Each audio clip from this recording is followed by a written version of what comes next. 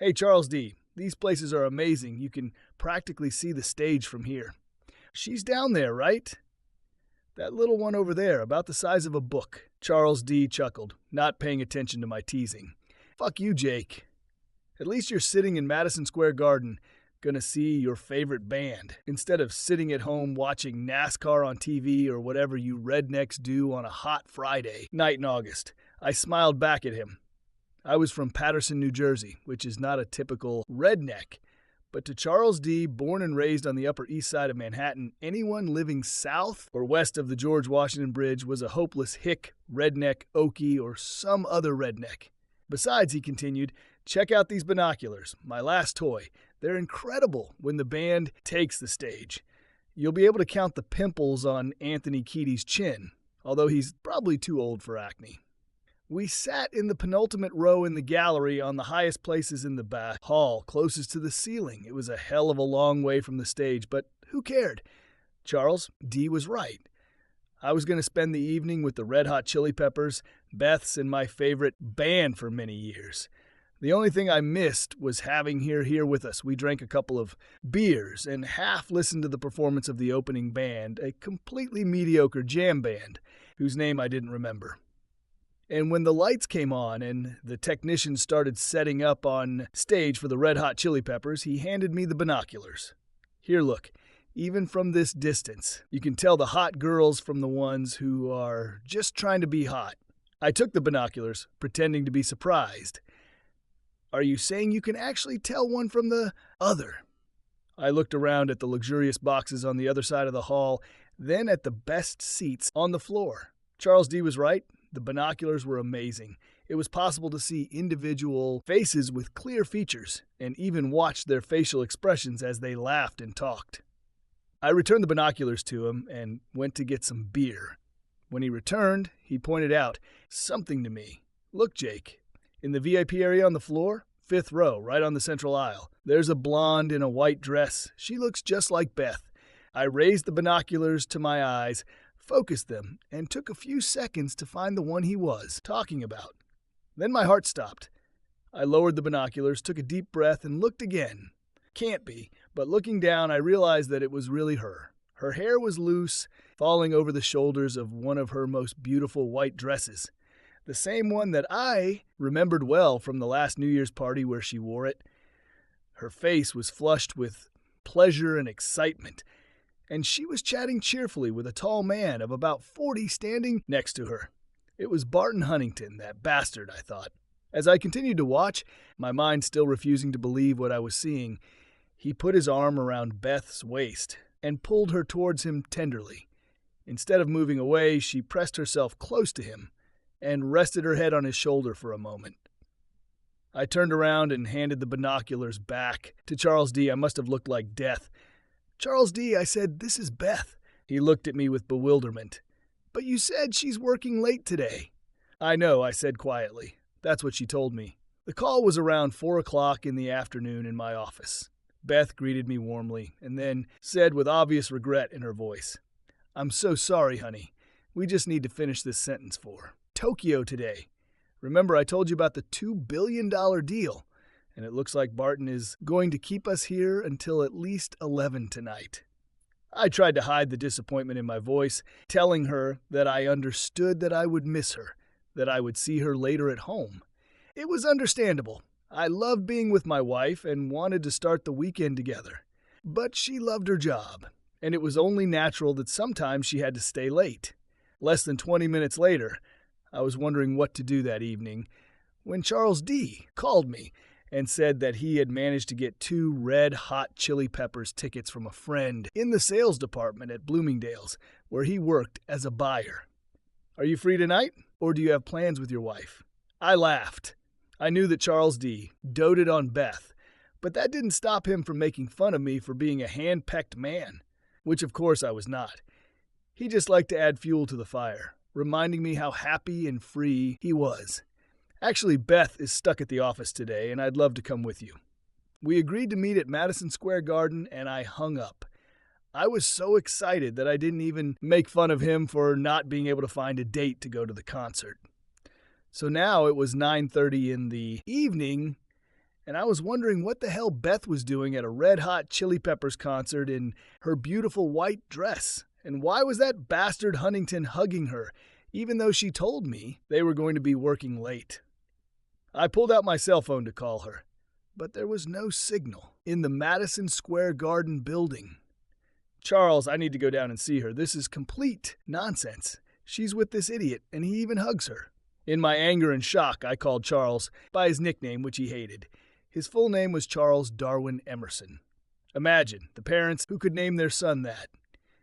He was a distant relative of Ralph Waldo Emerson, and several of us at Wharton, where we met, teased him with that name from time to time. But he hated it, so I tried not to call him that anymore. But now it came out on its own. Okay, Jake, call me when you get there and figure it out. Charles looked like he wanted to say something else, but he stopped himself and I ran towards the stairs. It was easy to go down. Access to the stage area at Madison Square Garden was made impossible by security guards in bright lime green shirts, none of whom were shorter than 6 feet 4 inches and weighed less than 225 pounds. I bought 2 large beers to keep my hands occupied in case they asked to see my ticket, and confidently headed up the center aisle toward Beth and Huntington. I hadn't even walked 10 steps when a guy who looked like Shaquille O'Neal's cousin blocked my path. "Your ticket, sir?" I gestured, to my hands filled with beer. "It's in my pocket," he approached. "Sorry, sir, but I have to see him." I thought for a moment. Why not try honesty? Listen, I'm actually sitting upstairs, and I just saw my wife as my boss in the 5th row. He allowed himself too much. I just have to go down to her. He looked at me with a cold expression, clearly doubting the veracity of my words. "You're unlucky," he said, not without sympathy, but he still didn't let me through. I retreated and tried to approach from the other 2 sides, but still couldn't get closer than 50 feet. After leaving the beer, I found an empty chair, stood on it, and tried to take a few quick pictures with my phone. The pictures weren't very high quality, but they showed Beth and Huntington, and in a couple of them, they were clearly too close to each other. A moment later, the lights dimmed and the noise level skyrocketed as the Red Hot Chili Peppers took the stage. I was too shocked and angry to go back upstairs to Charles, so I just stood at the back of the hall for the next hour and a half. I've never had a better place for a rock concert in my life, and I've never heard so little music. My mind was focused only on Beth and Huntington, her betrayal, her lies, and my pain and rage. When the last encore ended, I looked to see which exit they were heading towards. Then I ran down the stairs in front of them and took a seat in the hall. I was going to say a few strong words to Beth's face before I went home to pack my things. I was angry and devastated, but determined to remain cool and calm in front of her. But my plans completely failed. Several teenagers noticed Madonna and her husband in the hallway and started screaming and running towards her. Within seconds, there was a stampede, and 200 excited, screaming fans blocked my path to Beth and Huntington, who were already walking out the door. I desperately screamed, "Beth, Beth, it's me," as loudly as possible, but they didn't hear me. In desperation, I pushed through the crowd towards the street. They stood at the curb, ready to get into the open door of a large white limousine already out of earshot. Pulling out my phone again, I took 4 pictures of him helping her into the limo, holding her hand. Before I could get close, the limousine pulled out into traffic. Standing on the sidewalk, I dialed Beth's phone number. After 3 rings, I heard her voice. "Hello, dear." She sounded worried and a little strange, perhaps drunk. "Beth?" "It's me," I shouted. "I'm outside at Madison Square Garden. What the hell are you doing with?" About halfway through my question, I heard the line go dead. Furious, I called again. The phone rang 5 times, then voicemail came on. Cursing everything in the world, I hung up, waited 30 seconds, and tried again. This time the phone went straight to voicemail. She fucking turned it off. I was standing on the sidewalk, among thousands of people leaving Madison Square Garden, each going in their own direction. I was shaking with rage. I had no idea why Beth was attracted to this bastard, or even that there were any problems in our marriage. Seeing her with him was the most unpleasant shock of my life. I realized I had to call Charles, so I reluctantly dialed his number. I got to his voicemail, so I just said, "It's me." I tried to meet them after the concert, but I couldn't get through the crowd. I saw them leave in his limousine, that freak. I head home to pack my things and leave. I'll call you tomorrow. I hung up, belatedly realizing that I had never thanked him for the ticket. I hoped he would understand. Too furious to take the subway or sit in a taxi, I walked to our apartment on 77th Street between Lexington and 3rd Avenue. It's a small studio apartment, but in a great area of the Upper East Side. And with our salaries, mine as an accountant at Cheney, Magnuson, and Beth's more impressive one at her swanky international investment firm, we could afford it, with enough to go out to dinner sometimes in restaurants and even go on vacation. I struggled all the way home, trying to understand why Beth allowed herself to be seduced by this freak. It must have been a seduction, didn't it? How could she be attracted to this smooth-talking, polished, hypocritical representative of old New York money? But even if it was Huntington, what the hell was she doing giving into it? Does she not love me anymore? Didn't we have a great marriage? I was absolutely sure of this, and I knew one more thing. No way, I was not going to put up with this crap from her. When I got home, I found Beth's outfit that she had worn to work that morning thrown on the bed. She must have come home, put on her white dress, and ran out of the house with Huntington. I spent about 20 minutes packing a suitcase with a week's worth of clothes for work, as well as toiletries and a couple of framed photos of my family. The ones with Beth and me at our wedding, with friends in Central Park, with her family at Christmas. I left on the bookshelf, although it took great effort not to smash them on the floor. I checked the answering machine, no calls from Beth or anyone else. I then called the Vanderbilt IMCA on East 47th Street and made a reservation for the week. I'd stayed there once before when I was in Philadelphia for a couple of days for interviews, and I knew it was clean and probably the cheapest place I could find in the city. I told them that I would arrive very late, and they gave me the phone number of the night receptionist. I then downloaded the photos from my phone to our computer and looked at them. Several of the 10 were too distant or blurry to show anything significant, but 6 of them were quite incriminating. 2 were from the audience, and 4 when they got into the limousine, and each of them showed a degree of intimacy that was absolutely unacceptable for a happily married woman and her boss, who, by the way, was engaged to an internationally famous model. I printed 2 copies of each of the 6 photographs, placing one set in a suitcase and laying out the others on the oak table in our kitchen. Let him choke on them. Bitch, the final touch. An answering machine. I erased the greeting and wrote a new one. This is Beth Davenport's apartment. Leave a message after the signal. Jake Carvalho no longer lives here. You can contact him by mobile phone, and left his number. Then I walked out the door. When I got outside, I checked my phone to see the time. 12:40. I had planned to just head downtown to the Y, but the night was warm. Without planning this, I crossed the street and sat on the steps of one of the brownstones that had a good view of our house.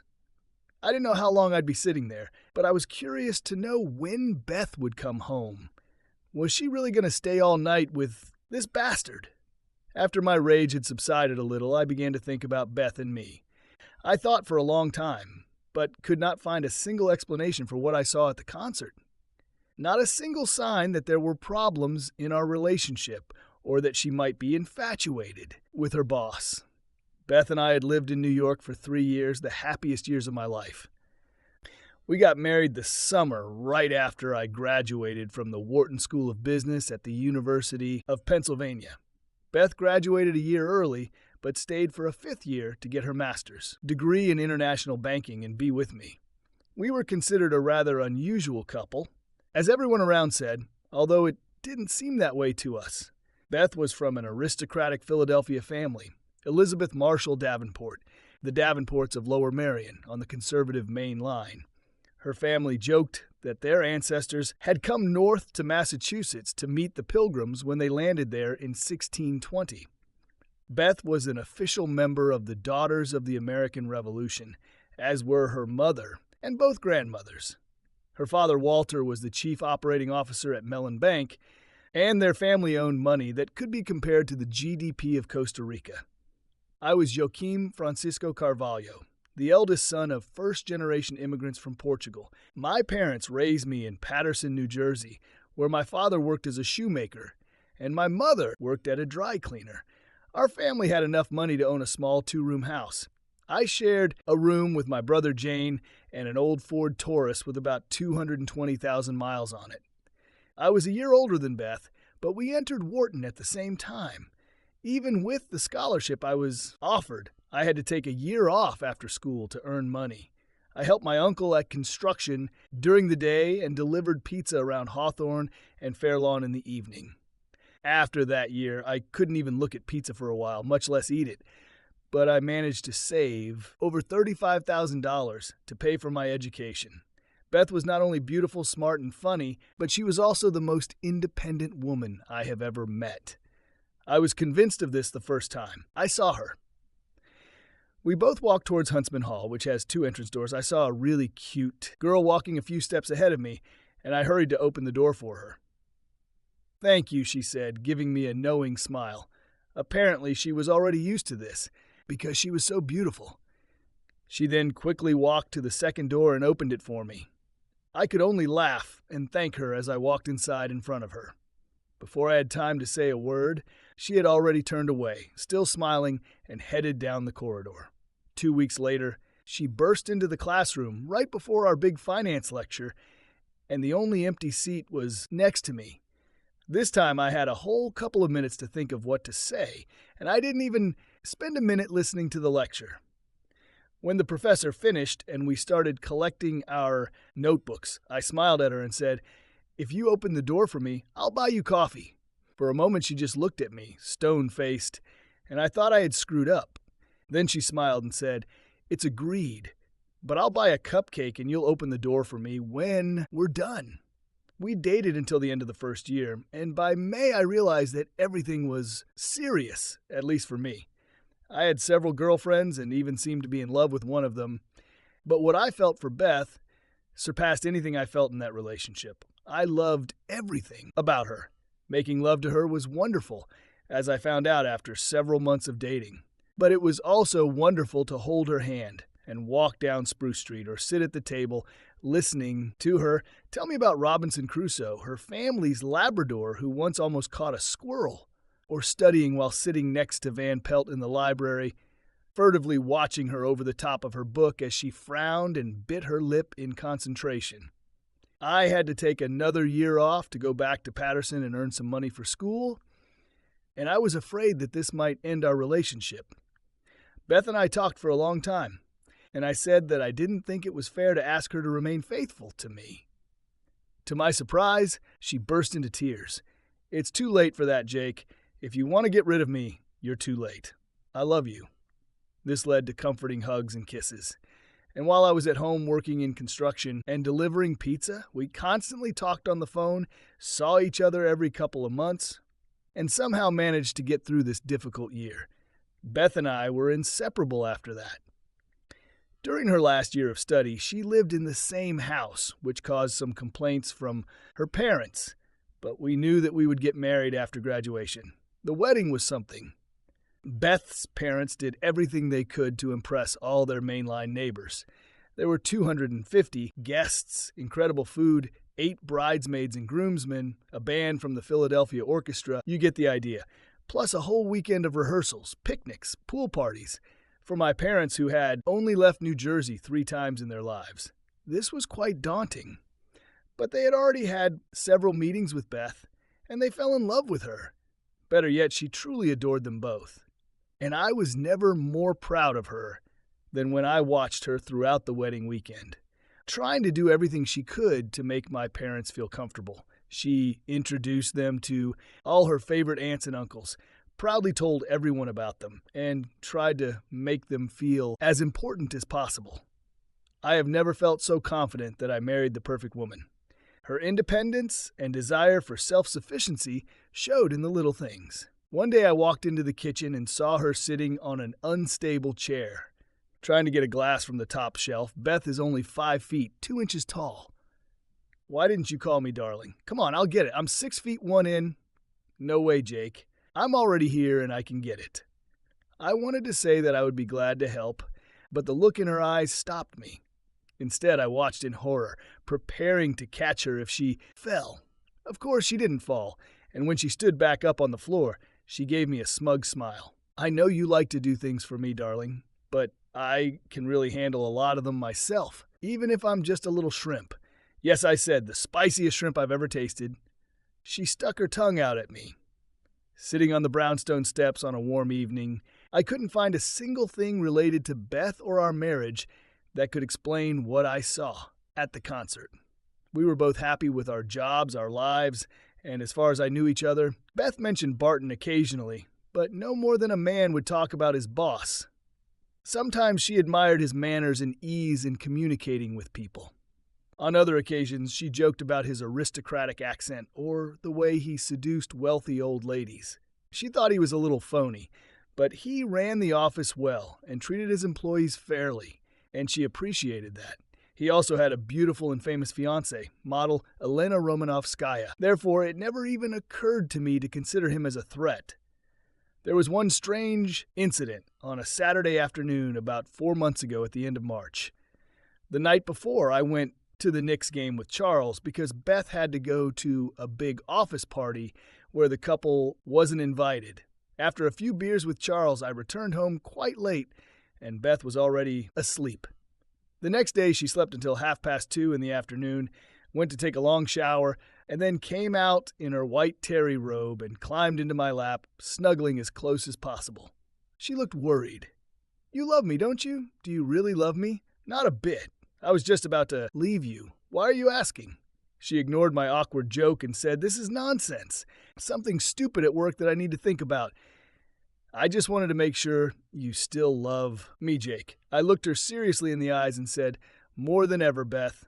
More than you can imagine." After a pause, I added, "What's the problem at work? Why don't you tell me about it?" She sighed. "No, not yet. I need to think it over myself first." "Okay, Miss Independence, but can't I at least serve as a sounding board for you?" She kissed me and said, "Thank you, honey. I need to think about it for a while, and when I'm ready, we'll talk." Okay? I realized that I wouldn't get any further with this, so I left the conversation. Beth remained a little quiet for a couple more days, but by Wednesday or Thursday, she was back to her usual cheerful self, and I never asked her again what the problem was or how she solved it. Now, sitting in the dark with my phone reading almost 3 a.m., I wondered if that Saturday was a clue I should have understood better, because it was the only thing I could think of that could even remotely explain how the love of my life could allow another man to be intimate in a public place. Her boss, and how she could leave with him in his limousine, probably to spend the night in his luxurious apartment. I was puzzled and incredibly hurt. And then suddenly I lost my patience. Beth didn't come home, and I no longer cared when she came back or with whom. She could show up at 10 a.m. with the entire New York Giants offensive line, and I wouldn't give a damn. I checked my phone. 3:16 a.m. I grabbed my suitcase and headed down 77th Street to Lexington, where I hoped to find a taxi to the Y. Only when I reached the corner did I turn around to look at our house. The taxi just pulled up and 2 people got out, one of whom was in a white dress. It definitely had to be Beth. I couldn't see who the other person was. Couldn't even tell if it was a man or a woman. I was briefly tempted to go back and take a closer look, but they would have already entered the building before I could get close enough. Screw it, I said to myself, and turned onto Lexington Avenue. I spent the next week as you'd expect, angry, hurt, confused, and determined not to talk to Beth or anyone she knew, and almost lasted until Thursday evening. I left my phone off, turning it on a couple times a day to listen to messages. The first message from Beth came only around 3 o'clock on Saturday afternoon. There was panic in her voice, but I didn't even hear a few words. She called 6 more times during the day, and I deleted all the messages without listening. There was also a message from Charles asking for news. I met him for lunch and told him everything that happened. He'd known Beth almost as long as I had. We'd all been friends since Wharton, and he was absolutely flabbergasted. This is so unlike her, dude. I know we both saw it, so I can't say it didn't happen, but it doesn't make sense at all. I came to the same conclusion. Tell me, have you noticed any signs of problems between us? Signs that Beth is bored or angry? Is there anything I might have unknowingly done that would make her angry? Not one, I swear.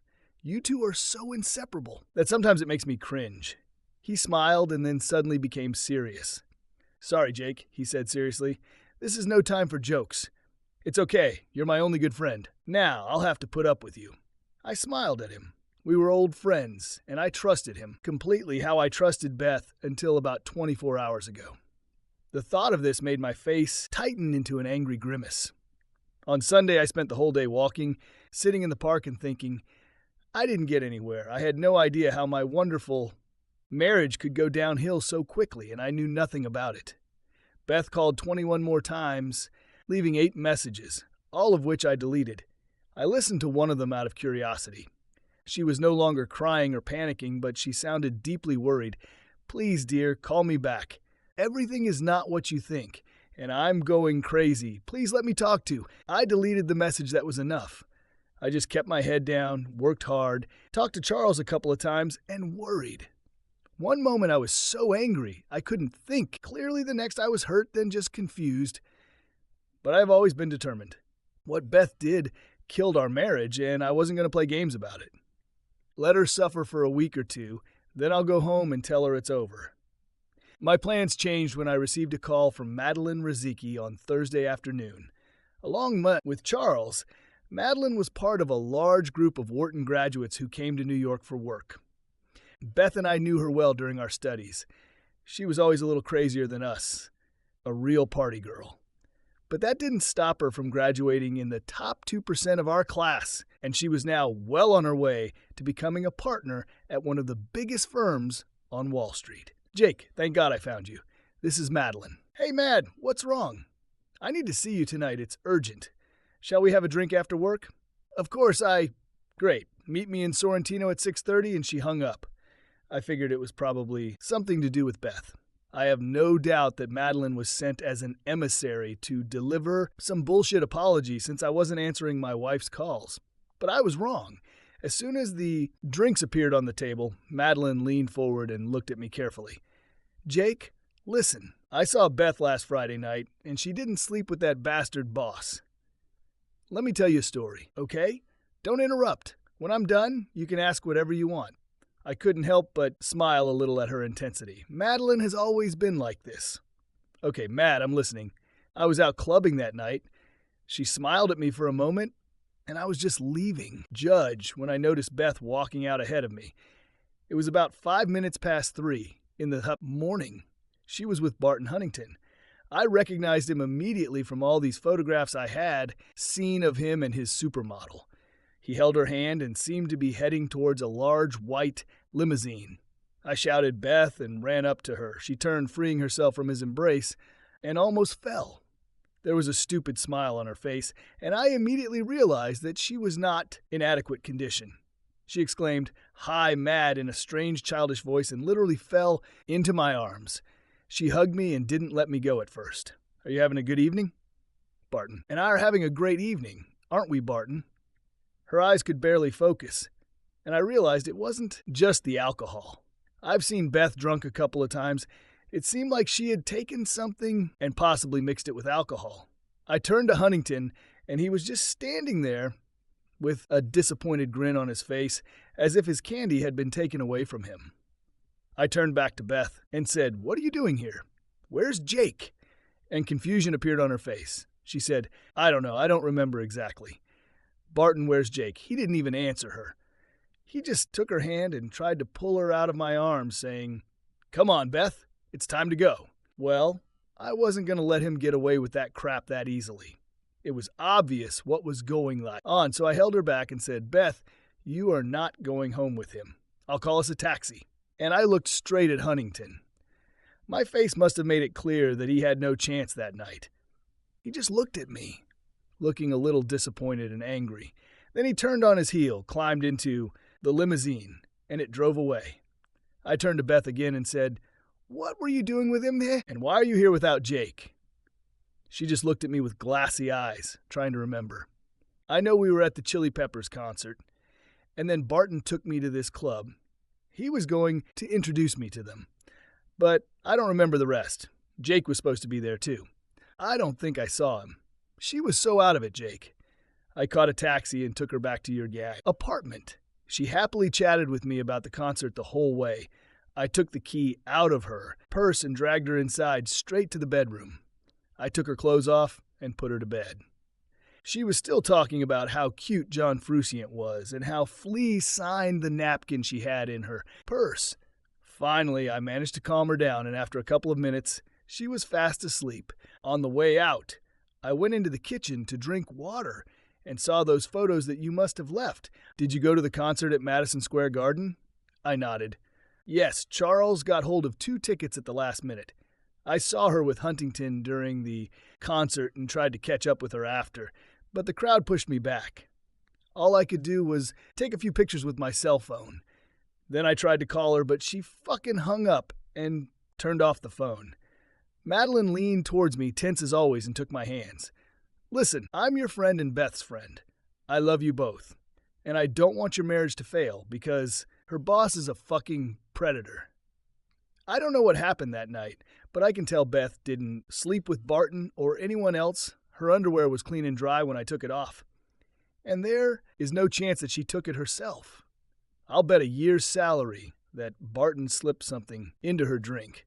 I sat back thinking, I knew Madeline was one of Beth's friends, but I didn't think she would go so far as to make up such a story.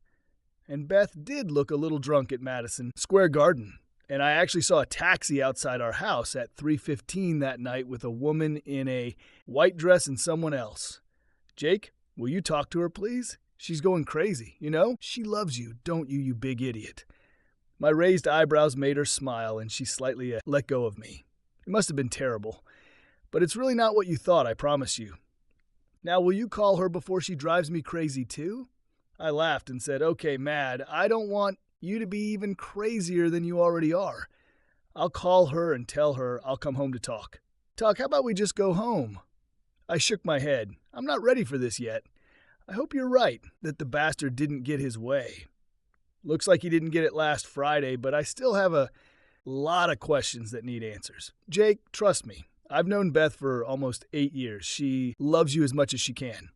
She didn't cheat on you. I hope you're right, Mad. I really do. And I'll go talk to her. But she smiled. But you still have doubts. Understandable. Just let her explain everything. Okay, I give up. I raise my hands in mock surrender. Can we go have dinner now? Out of stubbornness or residual anger? I didn't call Beth right away. I waited until mid-morning Friday and left a message on my answering machine saying I'd come over Saturday at noon to talk. It gave me another day to think about Madeline's story, digest it all, and try to figure out what I thought about it. Eventually, I realized that I didn't know how I felt. There is too much left unanswered. When I walked into the apartment on Saturday, Beth was smart enough not to try to throw herself around my neck. She waited in the living room as I closed the door behind me, looking nervous and incredibly beautiful. She combed her hair, put on some makeup, and put on shorts and a t-shirt that I adored. It said Rome and featured 4 pictures of the Colosseum in different colors. I bought it for her on our honeymoon in Italy. Hi, Beth.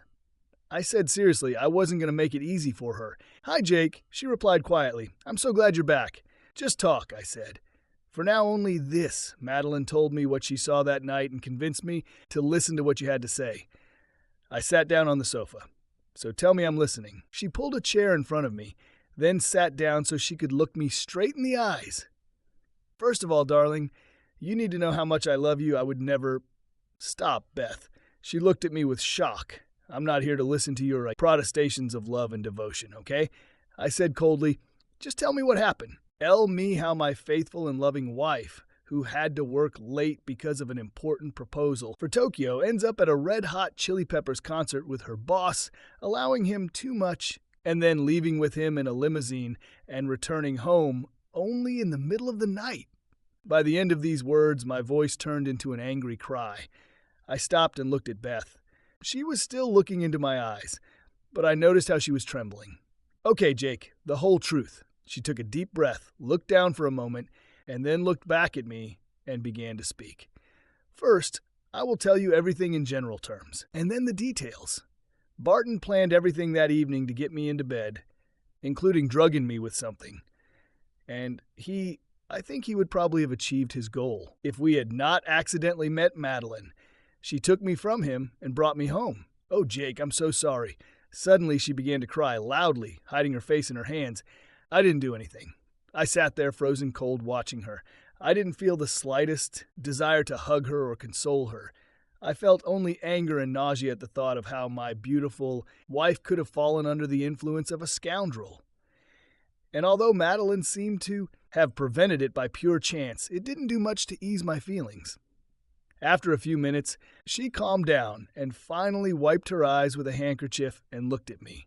I still sat motionless, frozen, looking at her coldly. "You won't say anything," I shook my head. "Okay, then details. I won't hide anything, dear. I'll tell you everything, or at least everything I remember." Her face showed anger for a moment. The whole story with the big offer for Tokyo was complete nonsense, as I realized later.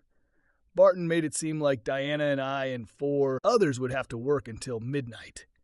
But at about 6 p.m., he told everyone except me that it was okay to go away for the weekend.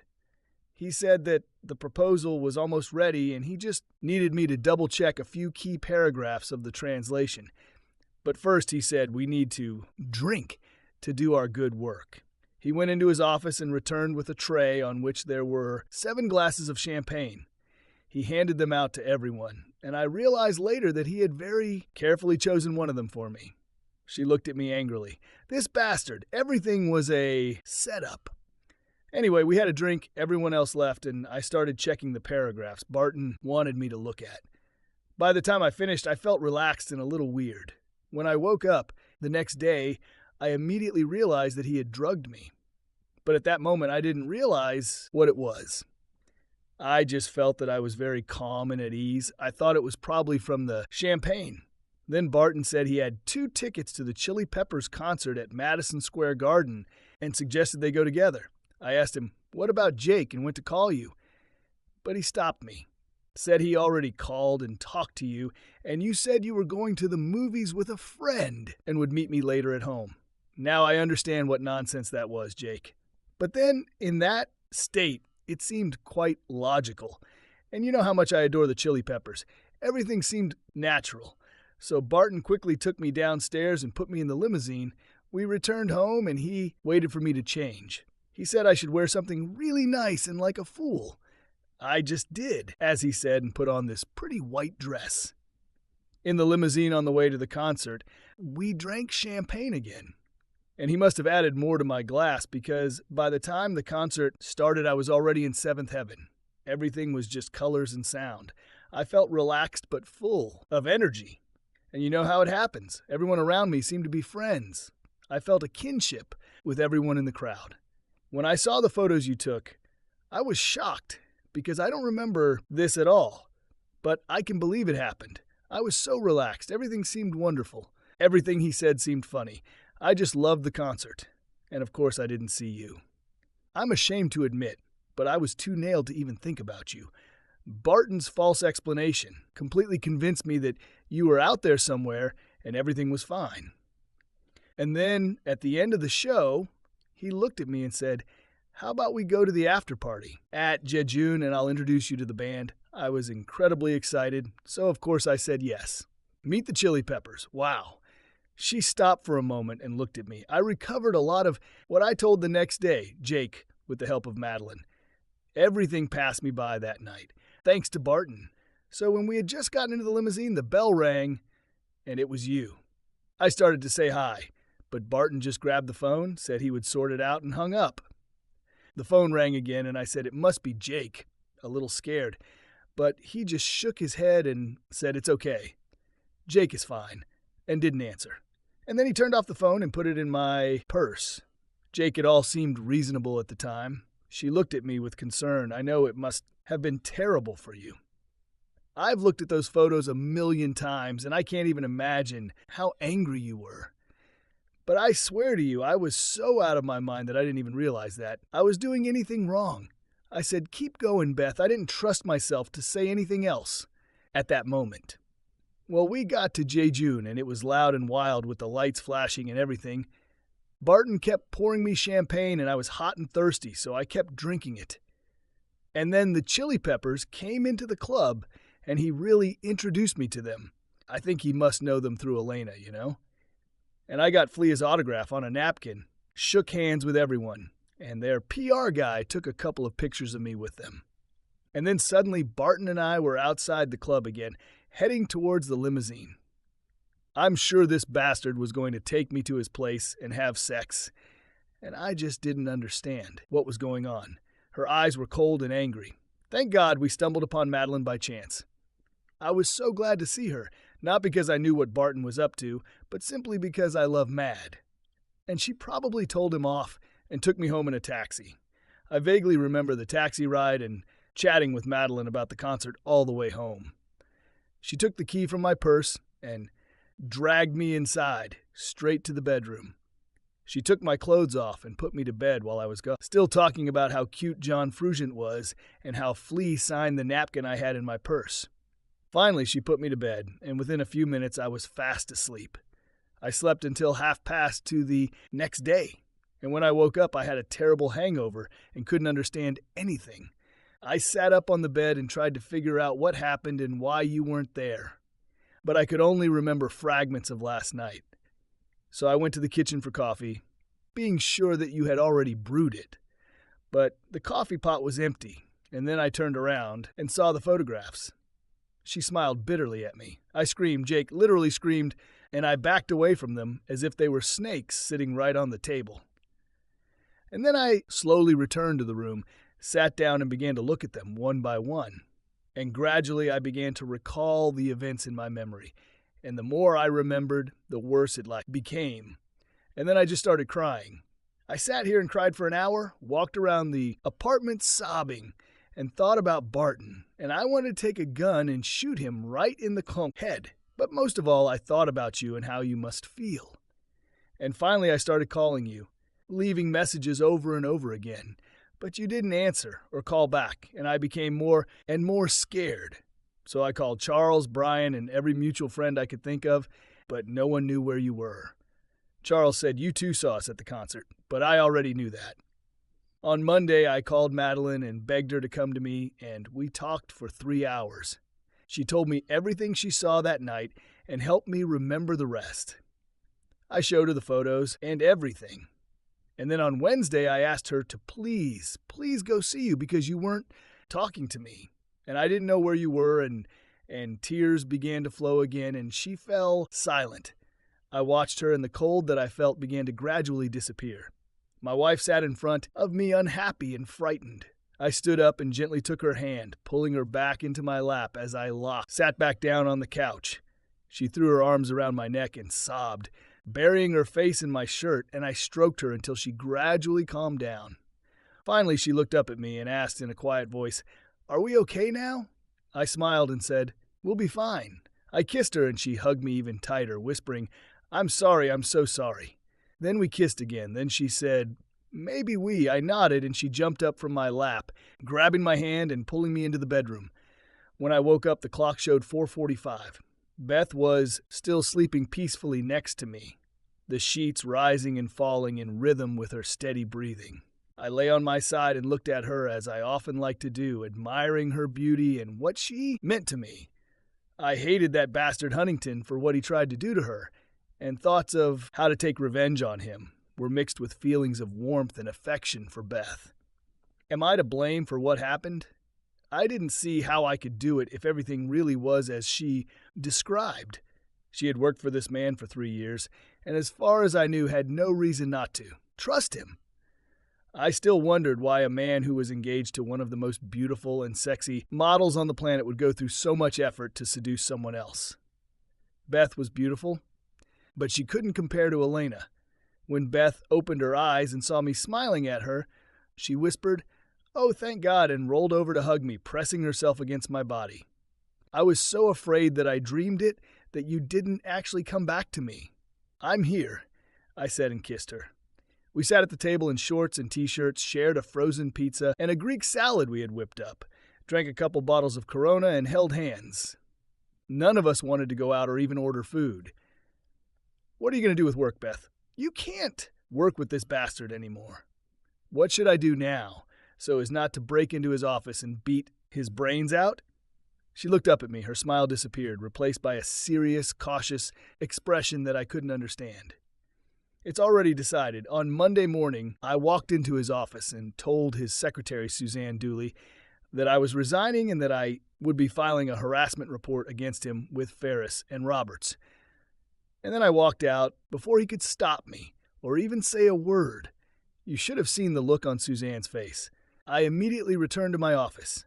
Diana helped me pack all my things into a large cardboard box, and I returned home. I spent the afternoon writing down everything that happened on Friday in as much detail as possible, and then sent it by certified mail to Arnold Rappaport, head of human resources at Ferris. So on Tuesday, I updated my resume and sent it out, and by Friday, I had 3 interviews scheduled for that week. Not bad, Jake, considering I've been worried about you all this time. Beth seemed calm, but I felt much less confident in the situation. Do you really think it's going to be that easy, honey? I mean, and I know what he did, but wouldn't it just be a matter of word against word? He doesn't stand a chance, Jake. I have Diana and other employees who will confirm that the project's deadline on Friday was fake and that he got the champagne and sent everyone but me home for the weekend. And we have your photographs, and Madeline can tell you what she saw. She looked into my eyes. Trust me, darling, everything is under control. You don't have to worry. I was still far from sure. Beth, I don't want to be pessimistic, but you've only been at Ferris for a couple of years, and Huntington is a big VP with international stature. As I stood up and started putting away the dishes, it dawned on me. Has he ever done anything like this before? Have you heard any stories about him and other women, or maybe he's hit on you before? I turned to her and froze. She blushed deeply and looked away, lowering it to the table. Her calm expression gave way to pain and embarrassment. Damn it, Beth, I said. This isn't the first time he did something like this before, and you didn't tell me about it. Tears welled up in her eyes. Yes, once I was so upset, but I really felt like I had to handle it myself. I'm not a child anymore, that's what I told myself. I'm a business woman who can take care of herself. And I did it, Jake. It's been a few months, and everything was fine until that Friday happened. Damn, Beth, I was angry again. Almost as angry as I had been all that week. This person harassed you or propositioned you for something, and you didn't even bother to tell your husband about it. Don't you trust me? Is our relationship unimportant to you? No, honey, it's not that. It's just I didn't want to run to you or Dad or anyone else. I needed to feel like I could handle it on my own. That's all. I started pacing around the kitchen, thinking about everything. I tried to calm down. Okay, I said, partly to Beth and partly to myself. I'm not going to explode. There's already enough drama for this week. I tried to smile. I continued to pace around the kitchen while she watched me anxiously. It wasn't as bad as last week, right? I mean, that other time. What did he do? Try to hit on you or offer you a promotion if you slept with him. I looked at her again and experienced another unpleasant shock. She looked completely terrified. No, Jake, it was worse. Worse, and you didn't tell me anything. Okay, tell me now. Long pause. I looked closely at Beth, and she looked at the floor. Beth, please don't be angry. Darling, you know how much I Beth speak. Another pause. Then finally she said, It's not what you think, I swear. She told me about what happened. What? And you didn't consider it necessary to mention this. I'm your husband. Jake, I know it was stupid. I should have. I interrupted her. Damn right, that was stupid. Damn right, you should have told me. What am I to you? Some random acquaintance you just live with. Damn it. Beth, we're married. I should be the person you trust more than anything in the world. What the hell is wrong with you? I couldn't stand it. I felt like my head was going to explode. I need to get out. I need to get out of here now. Jake, please don't go. I'll be back. Probably. But if I don't go out now, I'll destroy all the furniture in the apartment. Damn it, Beth, how could you? How could you not tell me? With these words, I flew out the door, taking only my wallet and phone. Behind me, I heard her tearful voice begging me to stay, but I ignored it. Just like last Friday night, I was too angry to do anything but walk. Fast. With rage, God help that old lady who gets in my way, I thought to myself. This time I headed straight west on 77th Street towards 5th Avenue and Central Park, ignoring the joyful faces of families and young couples enjoying the beautiful evening. When I got out onto Central Park West, I stopped and called Charles. Hello, it's me. Are you busy right now? Okay, can I come over to your place and we'll have a couple of beers? I think I'll need no less. Yes, Beth again, and it's just incredible she must be crazy. Yes, I'm a couple of blocks from the subway on the west side. I'll be with you in about half an hour. We sat in a booth at Clancy's, not far from Charles's apartment in the village, and began drinking a pitcher of Sam Adams. I told him the whole story that night at the Chili Peppers concert. Beth's story of what happened, our reconciliation, and then this surreal conversation when she admitted that this had happened before. Charles just sat there and looked at me, shaking his head. Damn, buddy, you always liked how independent Beth is. I think she's gone too far this time. I looked at him angrily. Do you think? I realized that I was almost screaming, and people began to turn in our direction. I lowered my voice. I don't know what exactly happened. I was too angry to stay and listen to the whole story. But no matter how it happened, she never said a single damn word to me about it. She even continued to work for this guy. How can I trust her after this? She says she loves me, and I actually believe her. Do you know how stupid she is? But some other guy will get intimate with her. God knows how, and it's not worth mentioning to me. After all, I'm just her husband. I stopped when I saw the look on Charles' face and laughed. The thought of sex with a woman was completely unpleasant to him, and his expression clearly showed this.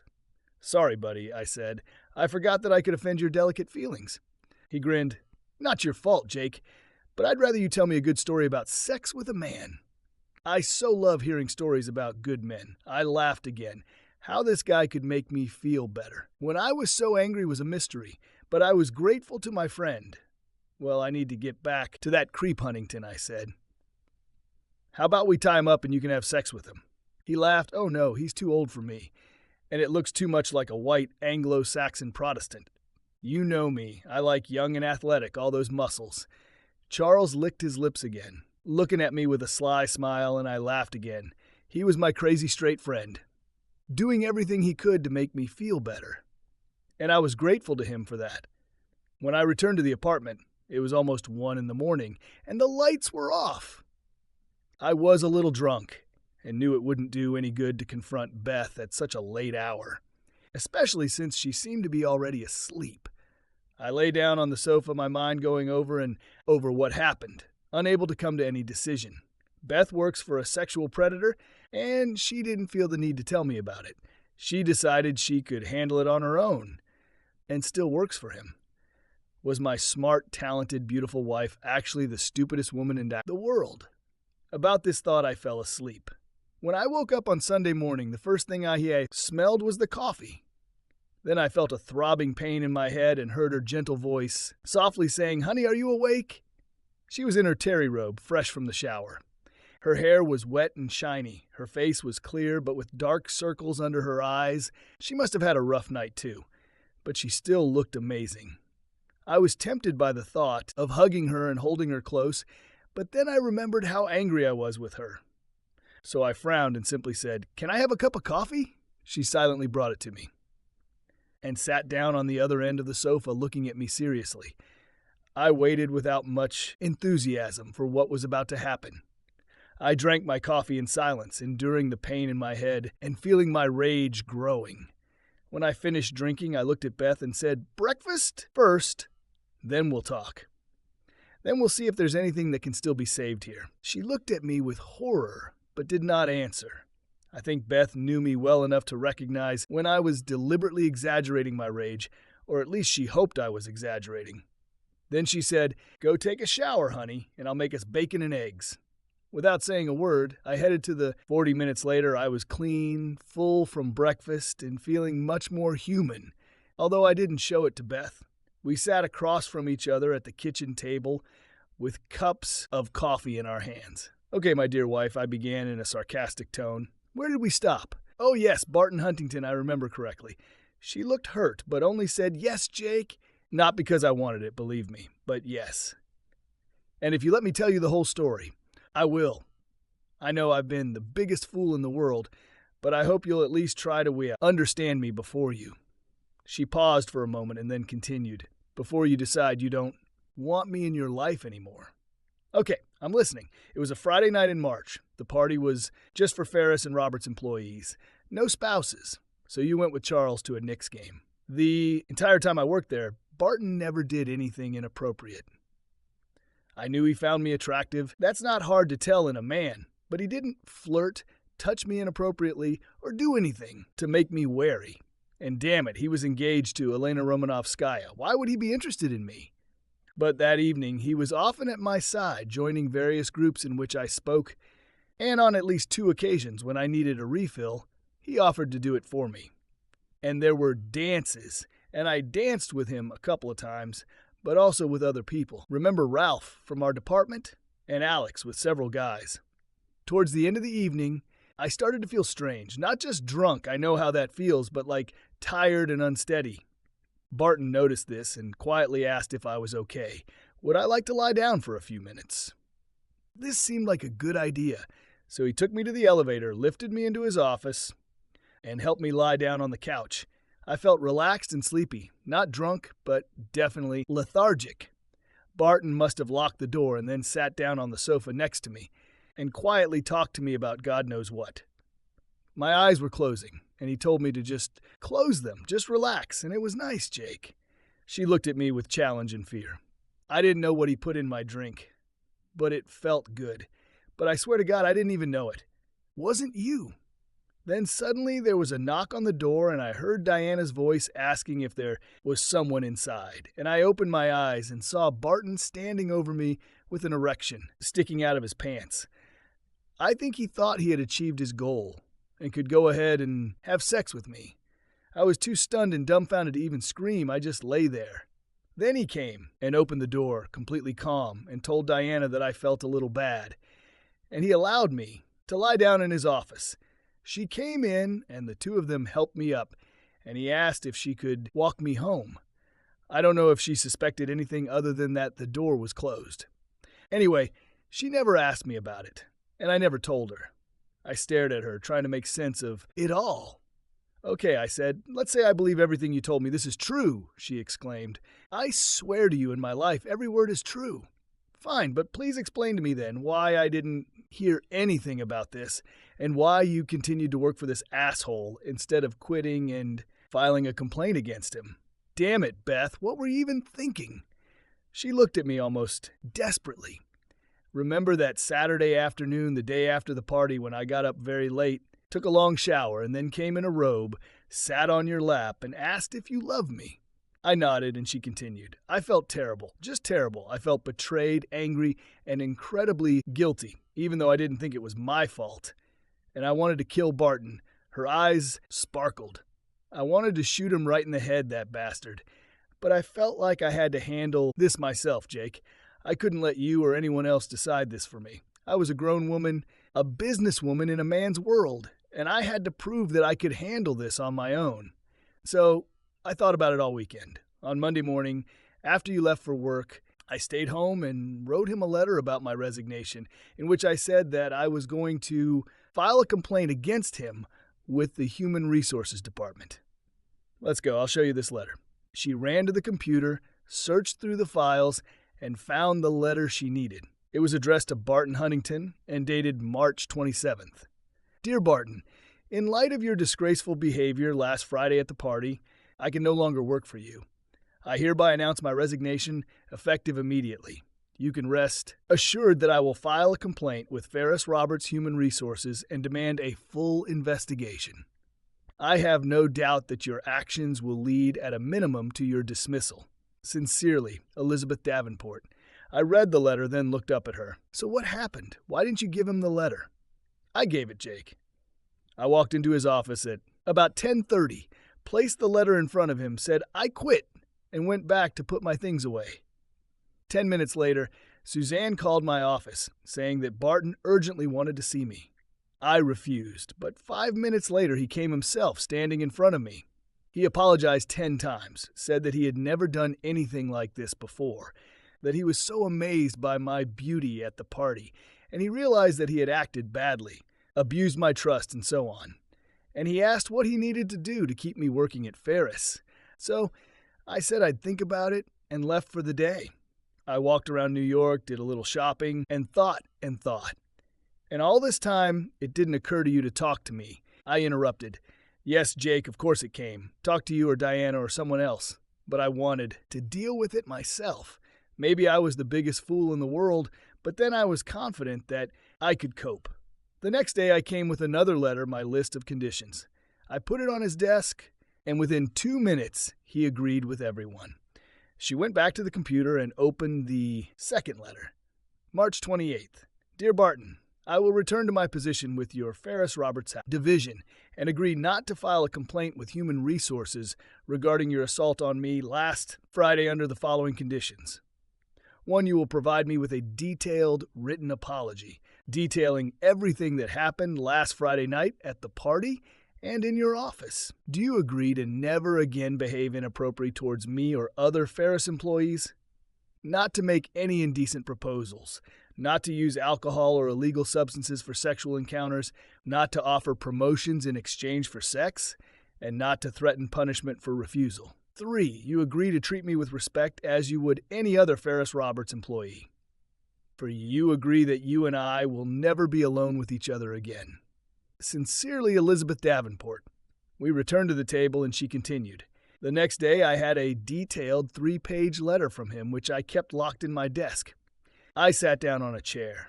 Beth, this is just too shitty to believe. This person pumped you up, allowed him to be intimate with you.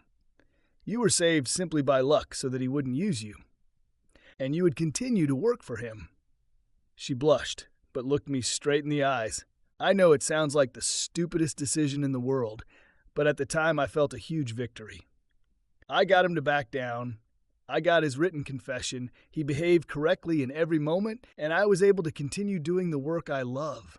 I felt so proud that I pulled it off. I laughed bitterly. Yes, well, for about 4 months, I won't say that it was the right decision. I know, she said, lowering her head, and I'm so sorry. I was just wrong, Jake. I was wrong that I didn't tell you. But I knew you would want to rush in there and hit him. You would never let me handle it on my own. She was right about it, and I knew it. Perhaps Beth, but this is too big a secret to hide from me. If some secretary at Cheney, Magnuson, got me drunk and did the same to me, how would you feel? And if I hid this from you? Yes, I know, dear. I would hate it. I would want to kill you and her. I would go crazy. We sat in silence for several minutes.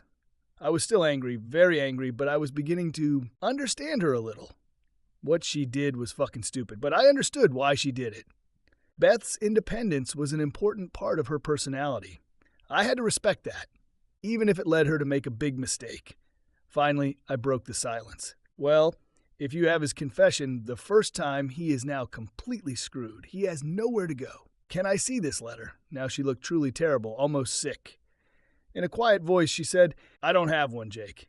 It was locked in my desk, but when I put my things away on Monday, it wasn't there. He must have found it and stolen it over the weekend. Damn it, Beth. It's getting worse and worse every time. Do you even have a copy? She shook her head sadly. Another pause as I tried my best not to yell at her. Well, that concludes our conversation. She just sat at the table and cried, and I went out for a long walk again. When I returned, we seemed to ignore each other by mutual consent, and at dinner we only said, pass the salt or the chicken is good.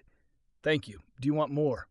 After dinner, I sat down and watched the Yankees lose to Toronto, although I can't tell you anything about the game. Beth hid in the bedroom, and when I came to bed at 11:30, she was either already asleep or pretending to be.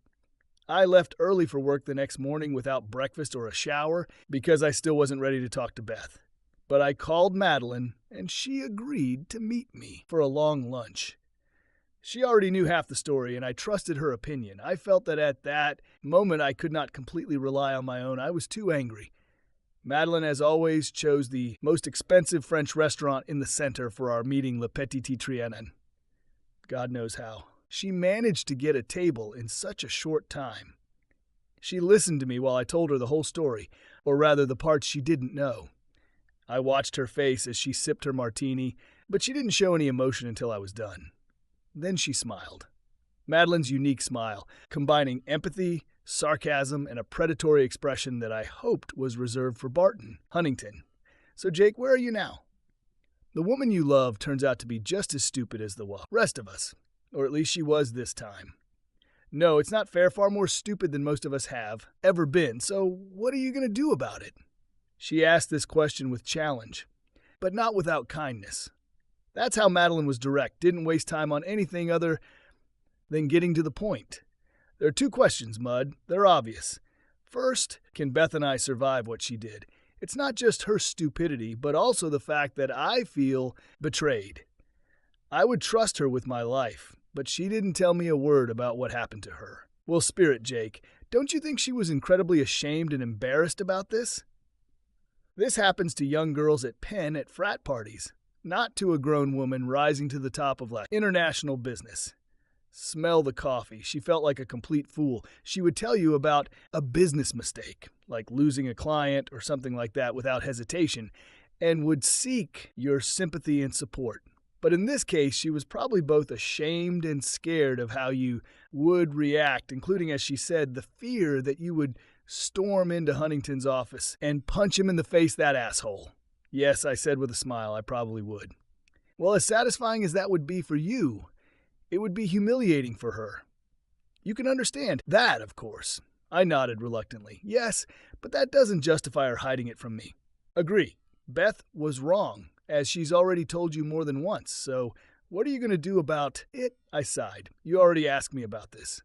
Okay, first of all, I want to stay with her. I have never loved anyone as much as I love Beth, and no one can make me happy like she does.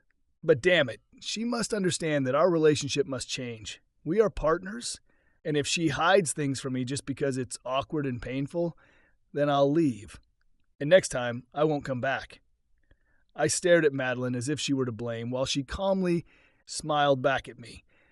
Okay, Jake, this is a start, and I am 100% sure that Beth will agree to these terms. And truth be told, she'll be disgustingly remorseful and submissive for weeks, so make the most of it. With that, she rolled her eyes, making an "oh yeah, hot sex" expression, and I burst out laughing. After a minute, she said, "What's the second question? This one is also obvious. How the hell can we get revenge on that fucking Huntington?" A magnificent predatory glow returned to Madeline's eyes as she leaned forward. Well, I have a couple of ideas. We enjoyed discussing her and my ideas for some time. When it was time to say goodbye, she said, "Now listen, you have to remember this. Of course you're mad at Beth, and she really needs to make it up to her. But when it comes to taking action against Huntington, you must be full partners. She was the one who was abused, so the final decision about what to do should be hers." Yeah, I said a little defensively, but she'll damn well have to include me in her thinking this time. I agree, Madeline said immediately, and I know she will. Jake, she's not stupid despite what this episode makes her look like. And she really, really loves you. Madeline looked thoughtful for a moment as she said this. I realized that in the years that I knew her, there were many fleeting romances, several great one-night stands, but not a single man in her life for more than a couple of months. She must have been jealous of what Beth and I had. This thought made me think seriously, and a little sad, but it also made me feel very happy. We finished our lunch and said goodbye on the sidewalk, and I had only taken a few steps when I turned and shouted, "Mud!" She turned around and looked at me in bewilderment. "Can I walk you to the office?" "I have a couple more questions," I said. Of course, Jake asked. We walked through the city, not paying much attention to the passers-by around us. "Madeline, you are my friend." Just like Beth's friend, right? Of course, Jake. Well, if you found out I was cheating on Beth, would you tell her? Madeline's eyes sparkled. Damn it, I would say, if only I hadn't torn you to pieces myself. I smiled at her. Fine. Then if you found out Beth was cheating on me, would you tell me? This question made her stop. She looked unsure for a moment. I'm not sure, Jake. Honestly, I think I probably would, but I'd think about it first. We continued walking. Thanks for your honesty, Mud. So how do I know that she is not cheating on me now? How do I know she's not sleeping with that creep Huntington? And these complicated stories are just a way to keep me in the dark? Madeline laughed, apparently feeling relief from my question. It's easy, Jake. First of all, even though I might not have told you right away that Beth was cheating on you, which, by the way, would never happen, I would never lie to cover for her. The story of that Friday outside Judge Eunice true. And secondly, if Beth was cheating on you, why would she admit to what happened the first time Huntington drugged her? You didn't know anything about this, right? So why doesn't she just keep quiet about it? I thought about it while Madeline looked at me triumphantly. She was, of course, absolutely right. If Beth cheated on me with Huntington or anyone else, the last thing she would ever do is tell me the story of the infamous episode. Finally, I said, "Yes, you're right, mud. And thank you, it helped." She took my hand and squeezed it tightly. We walked on in silence for a while, and then our conversation naturally turned to other topics. As I walked her to the office, I felt better than I had in the last couple of weeks. A week later, on a Tuesday morning, I walked past Huntington's secretary Suzanne, who gave me a smile and an up gesture, and walked into his office, closing the door behind me. He looked up with irritation, not recognizing me at first. "Who are you, and how did you get past my secretary?" "What happened, Barton? Don't you remember Beth's husband? From what I've heard, you're showing quite a lot of interest in her." I saw realization dawn on his face. He reached for the phone, looking a little worried, and said, "If you don't leave my office right away, I'll call security." With a smile, I turned to lock the door, and then turned my attention back to Huntington. "Perhaps you should wait a minute before doing this, Barton. Here's your choice. You can hang up, talk to me calmly, and then I will leave your office and leave you alone. Or you can call security. By the time they arrive and break down the locked door, I'll beat you up. I guarantee it will hurt." I grinned. "And then if you decide to sue me for assault, I will tell the court in detail why I attacked you so violently, and I will make sure the press is there to hear my story too. Are you sure you want this?" He glared at me, but I could see him weighing his options. After a few long seconds, he hung up the phone. "And if I talk to you, then will you leave me alone?" I nodded. "I'll unlock the door and open it a couple of inches, so you can call your secretary if I get too close to you." "Okay," he said reluctantly, and I opened the door a few inches, as promised. "Wise choice," I said. "Now I just have a few questions for you. I know exactly what you did, to Beth and when. I'm just wondering how and why." I waited, watching him think. Finally, he said, "How do I know you're not writing down everything I say?"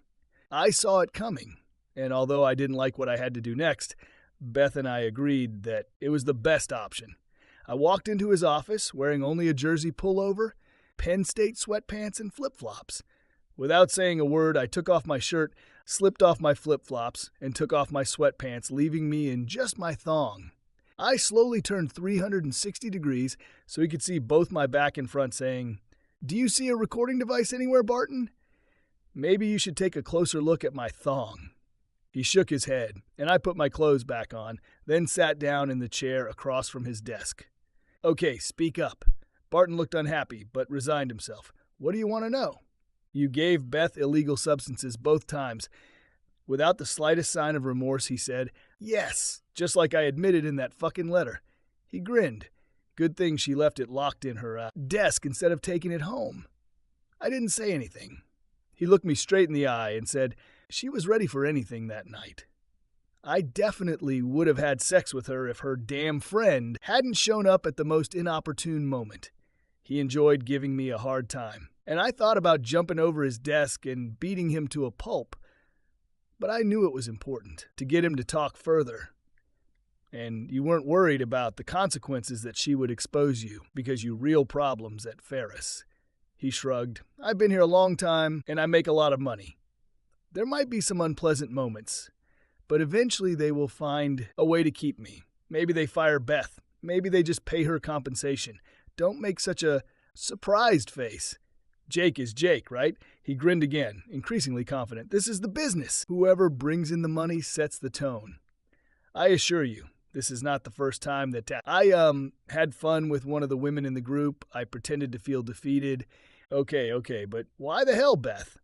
There are plenty of other attractive women in New York, even here at Ferris." His smile grew even wider. "Variety, my dear boy. You can get tired of even the most beautiful woman you understand." Plus, he leaned towards me as if he was going to share some secret. "Elena in bed is boring. No imagination. She thinks that since she is so beautiful, she doesn't need to do anything except make herself available for me. It gets boring, although you may find it hard to believe." Smug bastard, my contempt for him only increased, but I maintained my composure. "You still haven't explained why you chose Beth. There are a lot of attractive women in New York, even at Ferris." He leaned back in his chair, looking as if he was about to light a big Cuban cigar and smoke rings. I could sense that Beth was a real sparkler once. You got the process going. I heard her talking Jake. She and Diana were talking about sex in her office when I passed the half-open door, and I stopped to listen. And the way she talked about it, let's just say I could feel her enthusiasm. She didn't say anything particularly revealing.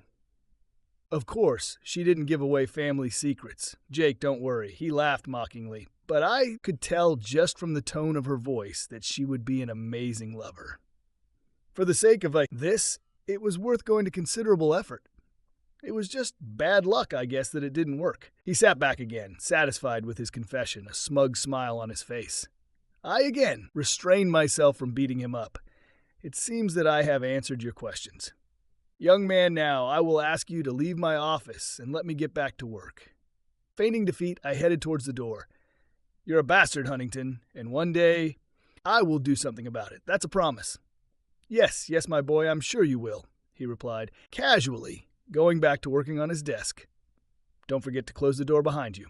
I walked out into the waiting room to see Suzanne, who was smiling as she sat at her desk. With her were Beth and a tall, bald man who turned out to be Arnold Rappaport, the head of Human Resources. Beth ran up to me and hugged me tightly. It was perfect. Jake, we heard every word loud and clear, and everything was recorded on tape. I looked at Suzanne and said, Thank you, Suzanne. Believe me, it was a pleasure for me, Jake. I knew 2 women he did this to before Beth, and I just hated that he continued to do it with impunity. All I did was install a microphone under his desk, and I would be happy to do more. Is that enough, Arnold? Beth asked Rappaport. Without a doubt, he replied, looking a little serious. With your letter and this recording, plus what Diana Mackenzie and Suzanne have already said, Huntington has no chance of escaping punishment. He walked over to Suzanne's desk and picked up the recorder.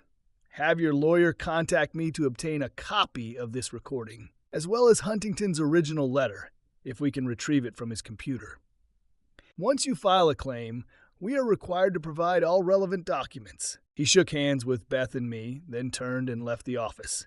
Beth hugged Suzanne tightly, then said, Come on, Jake, we have to meet Diana. I looked at her in surprise, and she added, We're all going to lunch together to celebrate. When we returned to our hotel room, we were both laughing but shivering from the cold. The beach behind our hotel in Aruba was hot and beautiful, and the crystal-clear blue water was amazing. But as we walked through the air-conditioned lobby toward the elevators, we were both chilled to the bone. She turned off the air conditioner, then ran to the closet and took out 2 terry robes, which we quickly put on. And somehow it happened that we were standing by the bed, hugging each other. Finally, she pulled away and said, with a smile, Why don't you sit on the bed, Jake? When I sat down, she remained standing in front of me, smiling slyly. Do you remember our long conversation the other day about what happened between Barton and me and what we need to do to get over it? I nodded, and she continued. I want you to know that I listened very carefully to what you said. I know I screwed up, Jake, and I will do anything to prove to you that nothing like that will happen again. But we also talked about this vacation and what each of us hope to get out of it. And you will now see that I listened very carefully. Wait a minute, I'll quickly go to the bathroom. She disappeared and came out a couple of minutes later, still wearing her robe tied tightly around her waist, standing a few feet away from me in the center of the room. She assumed a serious expression and began to recite Beth and Jake's forgiveness vacation rules. Rule 1. Every day of our vacation, I will show Jake how much I regret what I did and how grateful I am for his forgiveness. She unfastened the belt of her robe and parted the hem slightly so I could see her cleavage. The bikini top was no longer there. Rule 2. Every day I will express my love for Jake. Rule 3. One way to express love is to make love to my husband whenever he wants, without any restrictions. Rule 4. I will give him everything he wants sexually. Rule 5. Every day I will. Damn it, Jake, I interrupted her, reading Rule 5. At that moment, I wanted only one thing to make love to her, and I did it. Should we wait until tomorrow for Rule 5? She giggled and I nodded. When I got out of the shower, Beth was already dressed for dinner. She looked tanned and beautiful in her blue sleeveless dress and was talking on the phone. I looked at her questioningly, and she said in a whisper, "Diana," and then continued the conversation. From her answers, I didn't understand much. She only said, "Yeah, and seriously, and oh my God, this is amazing." When she finished talking to Diana, she ran up to me and hugged me tightly. "Get dressed quickly, Jake. I'll tell you everything at dinner." It's just too good.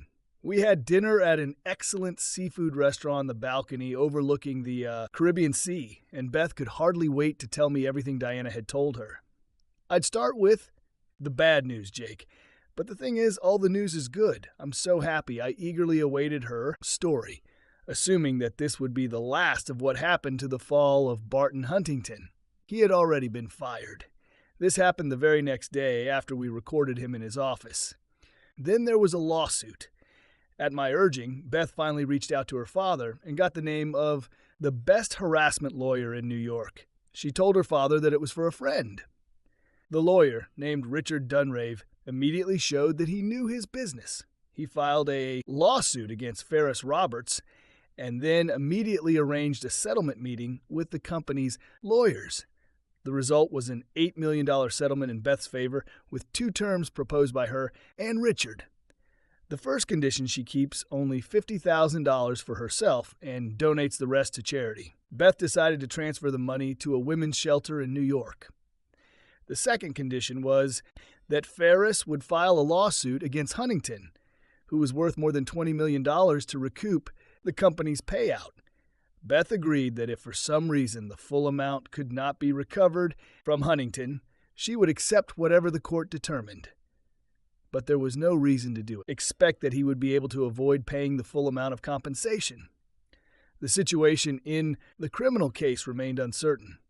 Huntington's highly paid lawyers fought tooth and nail to keep the tape and the letter he wrote to Beth from being admitted into evidence. If this evidence had been accepted, he would have been completely doomed. He faced several years in prison. Okay? Honey, tell me what Diana said. Well, first of all, she's been promoted to Barton's position. She'll now be in charge of the Far East Division, and she wants me to come back to Ferris as her assistant. This is amazing, I said. But haven't you already accepted the new job at Prentice Warfield? No, Diana asked me a couple weeks ago not to give them a final answer. She hoped that she could arrange everything, and now it is approved. We kissed deeply, then raised our glasses of champagne to toast Diana.